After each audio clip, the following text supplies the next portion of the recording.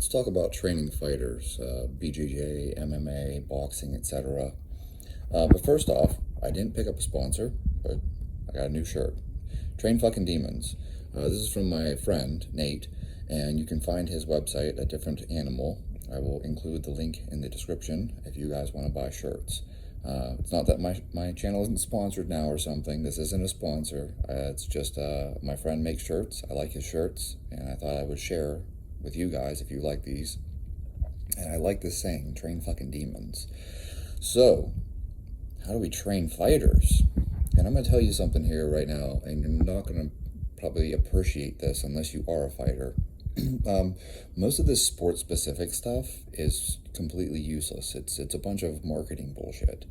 I don't like calling people out by name. It makes me feel uncomfortable, but some of you out there have already latched onto these things and recognized that some people, perhaps like Joel Seedman, have some really weird training things. Hitting someone with a stability ball while they're holding a trap bar.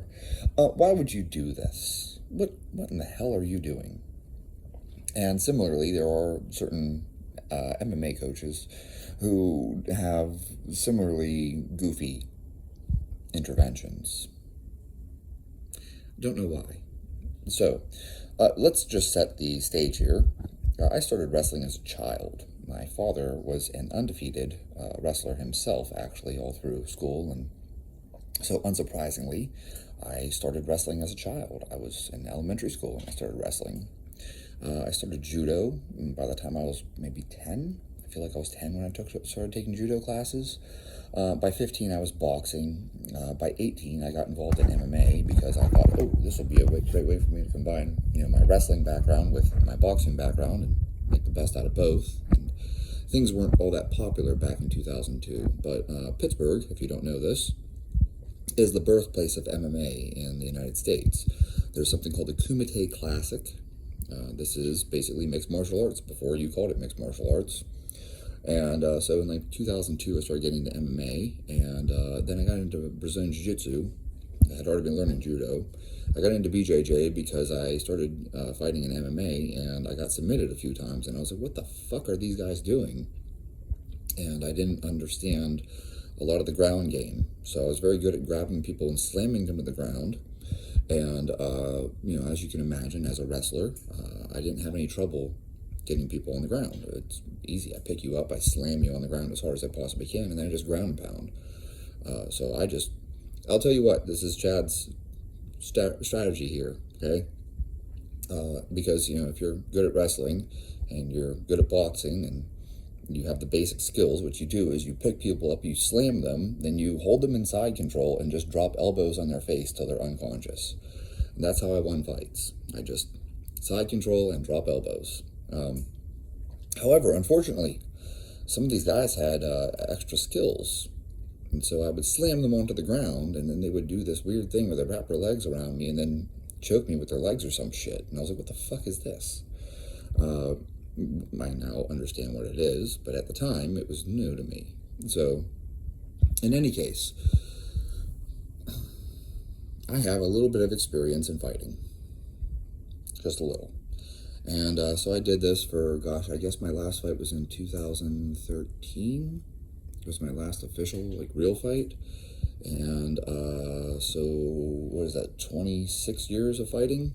Whether it was in wrestling, judo, boxing, MMA, etc. So that's a long time there. And I'm going to tell you, first off, the first thing that you have been told that's a fucking lie is that you don't need to do road work. Yes, you do. You do need to do road work. If someone tells you you don't need to do road work, tell that person to fuck off.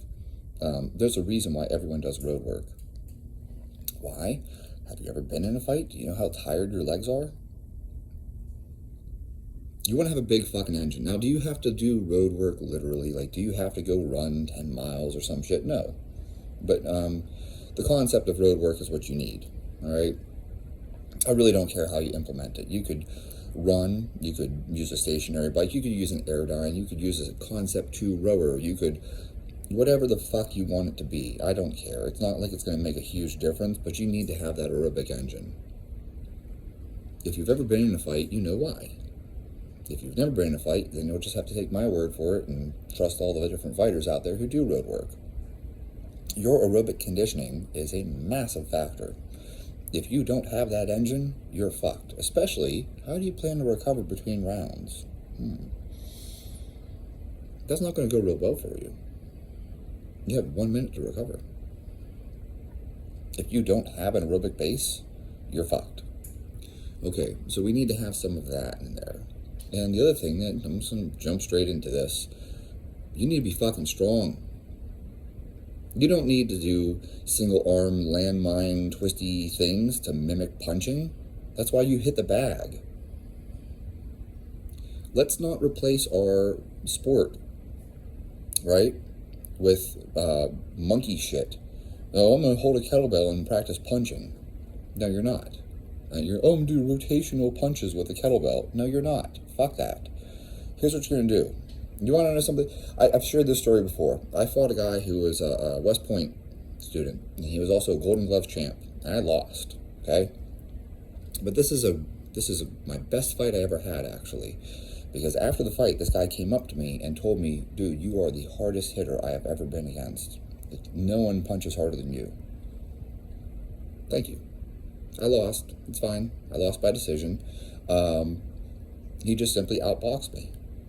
Okay? It was a boxing match. It wasn't an MMA match. He outboxed me. And he won fair and square. And I'm sure if the fight would have gone on for more rounds, he would eventually worn me down and knocked me out. But when I hit him, apparently I hit him harder than anyone ever hit him before. What is the secret to this? Push, press, and jerk. I did a fuck ton of push presses and a fuck ton of jerks. Now, let's continue talking about why it's important to get strong. Here's the deal. You should be building maximal strength, okay? So you should deadlift heavy. The snatch grip deadlift is a good one, too. You don't have to do a competition-style conventional deadlift. You can do a snatch grip deadlift, but you need to deadlift, and you need to build that strength. You need to squat. I don't care if you back squat. I don't care if you safety bar squat. I don't care if you front squat. Whatever fucking squat you choose. I've talked about this before in previous videos. Get fucking strong. Pick a squatting movement and get fucking strong. Okay? And I don't even really care that much that it has to be, powerlifting style where you're doing singles. I think my best box squat was 295 for 20, and my best squat was 255 for 20. Okay? 20. I didn't say I did singles. And of course, I did singles and stuff like that too. I can get into that. But I really don't feel like that's, what's the word I want to use here? If I told you like my best squat was 365, right? That's my best squat as far as I consider a squat. So no belt, no knee wraps, nothing like that. Just shoes and a barbell. But, if I got into, I fucked around with powerlifting type stuff for a little while, and if I get a belt on and I wrap my knees real fucking tight, I squatted 405. It's not the same. It's not the same. Like, full well. Do a squat, no belt, no knee sleeves, no wraps, and squat the heaviest weight you can, ass to grass. And then now do a really wide stance, powerlifting style squat with a belt and wraps, and you're going to squat a lot more. The two squats aren't equivalent, but the point being, you need to build strength, okay? You want to have strong legs, a strong back, okay? And I'm going to sit here and tell you that for your bench press, you're going to be better off with a close grip bench press. Yes, I know. Everyone wants to do the wide grip bench presses and stuff like that because you can move more weight, so you feel like that good ego boost. Fuck that. You're training to win a goddamn fight. Close grip bench press. So you're going to do close grip bench presses, you're going to do push presses, you're going to do jerks, because that's going to make you explosive. If you punch properly, you use your legs when you punch. That's why it also helps to have the strong legs, okay? And then you want to make sure you do a lot of row type movements, barbell rows, pull-ups. Why aren't you doing weighted pull-ups? Why aren't you doing weighted pull-ups? Okay?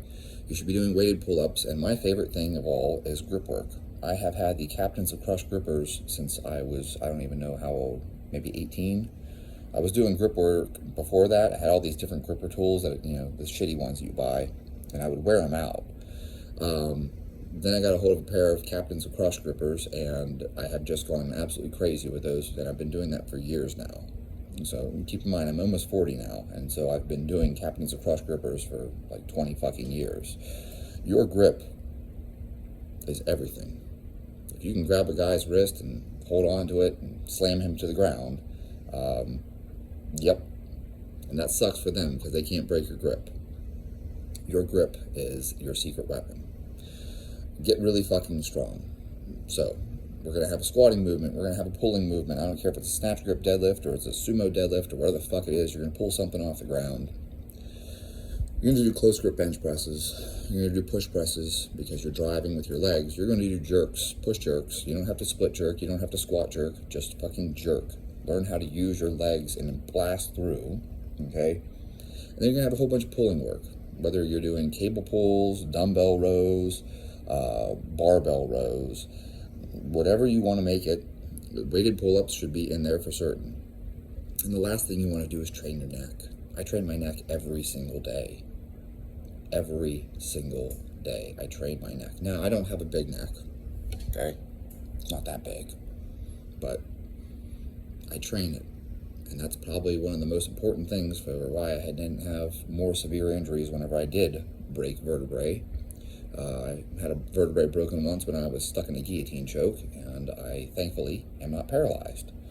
I also broke my T2 vertebrae on another occasion, and the doctor was amazed. He was like, it didn't displace, it's just fractured, but everything's in place. So if we just brace you and put you in a neck brace and don't move it, you'll be fine. Very fortunate, very, very fortunate. But I believe that a huge part of that is the fact that I did so much neck training and back training. Trained your back. Those deadlifts, those stuff like that, Dimmel deadlifts, those are good for you. Train your back. Reverse hypers, back extensions, etc. Make sure you're doing those types of things. You want to have a strong back. Okay? And of course, core work. Whether or not you want to admit it to yourself, you got to do core work. And no, you don't have to do sit-ups. You can be doing all kinds of other stuff. You can do L-sits. You can do leg raises. You can do straight leg raises. You can do, leg levers. You can choose your core abdominal movement, but you need to train your abs and you need to train your core, because if you've ever been punched in the stomach,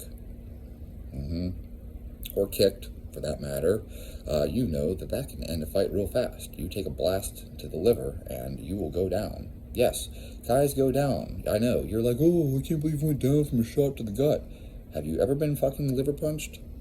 No? Okay, well, if you've never felt a liver punch, then you don't get to criticize the guy who goes down from a body shot. And that's where you should be spending your time. All this other bullshit, it's a waste of your time. It is bullshit. We're going to do rotational shit with the landmine and mimic punching. No, you're not. We're going to do this weird shifty thing where you do like jumpy lunging type movements and punch your hands back and forth. No. What you're going to do is you're going to get real fucking strong. Whatever it is, too. I don't care. I'm not sitting here telling you following a powerlifting program, doing, singles, doubles, and triples. I'm telling you, even if you're doing sets of 20, you're going to try to do sets of 20 and progressively load it to get stronger and stronger and stronger. You're going to have your aerobic work, whether that's road work for you, or that's a stationary bike, or it's an Airdyne, or whatever the fuck it is. Hey, folks, get an Airdyne and take the seat off. You're welcome. That'll be miserable for you, and that is very effective. We used to do that for wrestling. Anyways, you need to have an aerobic base, and then the rest of your time should be spent sparring, rolling, training, hitting the heavy bag, hitting the pads, doing all this other thing, all these other skills that you need to work on. That is your sport. You need to practice your sport. So if you're hitting the speed bag or whatever it is, that is your skill work. You don't need to be fucking around with, I'm going to mimic punching with a 5-pound dumbbell. No, go hit the heavy bag. I'm going to do this goofy whatever exercise where I look like I'm shadow boxing with a kettlebell in my hand. No, go get in the fucking ring and spar with your partner. I'm going to roll around on the ground with a sandbag. No, get on the mats and fucking roll with another person. That is where you should be training. You want to train fucking demons? You make them real fucking strong, and you make them real fucking fast too. Get that sprint work in there. You should have some sprint work in there, along with your, aerobic base. All right? You should develop power and strength. A bigger, stronger fighter is going to win. If I am a black belt and someone else is a black belt and we have equal levels of technique and skill and I'm the stronger of the two fighters, I am going to fucking win. And I'll tell you right now, sometimes you're strong enough that you can beat someone who's more skilled than you. Let me say that again. Sometimes you can beat someone who's more skilled than you. And if you're real fucking strong, sometimes you can beat someone who's bigger than you. I will share a very brief story. This was very stupid. I don't recommend you do this. I did a Vale Tudo fight. Now, that was very dumb. And I was 135 pounds, and I fought a guy who was 235 pounds. This was dumb. So as soon as the fight started, he kicked me in the leg, which actually broke my fibula. So I suffered a Mason New fracture. That's a fun one. And I guess it tore my PCL and did something to my MCL as well, because he caved my leg in. So that was literally the first strike of the whole fight. Just checked a kick and fucking blew my knee up. But it's okay, because we locked up at that point, went down the ground, and we spent the rest of the fight on the ground. And I got him into a rear naked choke, and I choked him out, okay, with one fucking leg. Had I not had the strength, okay, keep in mind I'm 135 pounds and he's 235, but he couldn't break my grip, so he couldn't stand back up. It didn't matter, man. I grabbed his ankle and hold on to his ankle. I had one wrist, and I was just making sure he could not get back up. I would not let him back up, because I knew if he got back up, the fight was over for me. So he threw that kick, blew my knee the fuck apart. And then from that point on, I just held on to him with everything I had until finally I got him, in a bad position, took his back, and I choked him out, okay? I'm not bragging about this because that was a terrible fight. I looked like I lost. It was really sad. I choked him out, and I don't think he had a bruise or a scratch on him. And me, I was totally fucking wrecked, and I went straight from the fight to the emergency room. And then I spent like 3 months with my leg in this bizarre brace that went from like my hip to my ankle. That sucked. That really sucked. So that's one of those ones where you win, but it really feels like you lost. The point being, you can beat someone who's bigger than you if you're stronger than them, okay? And I'll share something with you. Once I was joking around with Dan John. I trained with Dan John when I was in Burlingame. And I was telling Dan about, fighting and stuff. And Dan made this comment to me. He says, never fear someone who weighs less than you can power snatch. That was a great comment. It gave me a lot of confidence. I don't know if it was false confidence or whatever, but, whenever you can power snatch 100 kilos, and you're fighting at 155, you don't really worry too much about that guy that weighs 155. You can literally pick him up overhead and slam him if you want to, which is how I won a lot of the fights that I did win. I just pick guys up and slam them. And I slammed them to the ground as hard as I possibly could, and then I just ground and pound. I'd already told you this. So that's how you should train fighters. I know everyone wants to reinvent the wheel. We're going to have all this fancy bullshit. And it's like, no. Squat, pull, whether it's a trap bar deadlift or a sumo deadlift or a snatch grip deadlift, whatever it is, squat, pull, press, close grip bench press, get those weighted pull-ups in, get those heavy rows in, and then get some push presses and push jerks, because it'll make you better at striking. It'll make you more explosive. And that, folks, that's how you get strong. That's how you create fucking demons, right? And like I said, you have to have that aerobic base, because if you've ever been in a fight, you'll find out real quick, your lungs just burst into flames. It's amazing. It's absolutely amazing how fast you are out of breath.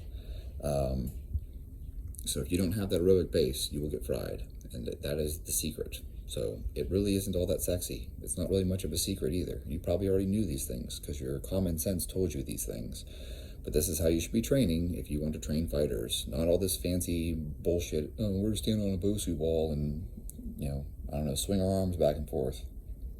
No, I'm happy to fight that guy. And if you want to train your fighters that way, I'm happy for my fighters to fight your fighters. because my fighters will be busy getting fucking strong and training their sport. Tom Yankello, shout out, world-class boxing in Ambridge. I went to Ambridge High School, so that's a small world. But if you guys aren't following Tom Yankello, you should be. And if you live in the Ambridge area, there's absolutely no reason for you not be training there. Also, Joe Divacevic, he was out in Wexford. It's not that far away either. So if you're in the Pittsburgh area, you should reach out to Joe. Yeah, there you guys have it. Learn the skills. Master your skills. That's where it's at. And then just get really fucking strong and build a huge aerobic base.